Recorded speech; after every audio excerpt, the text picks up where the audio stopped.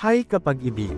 Gusto mo bang makabili ng property sa online public auction ng Pag-ibig Fund? Simple lang yan, kasi in this video, tuturuan kita kung paano gumawa ng buyer ID number in just 5 easy steps.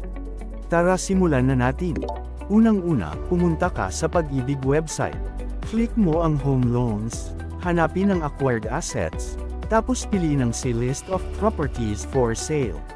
Makikita mo doon ang option na Create Buyer ID.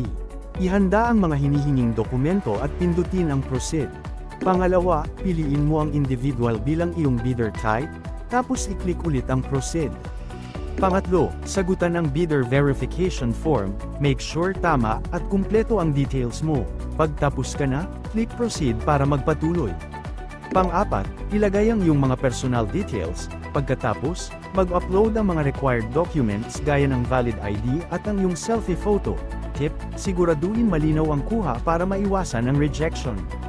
At ayun na nga, success, makakatanggap ka ng SMS notification at email kapag approved na ang iyong registration. Doon mo makikita ang iyong buyer ID number na gagamitin mo sa tuwing ikaw ay magbibid sa online public auction. O diba, 5 easy steps lang at may buyer ID number ka na agad. Good luck sa iyong pagbili ng dream property.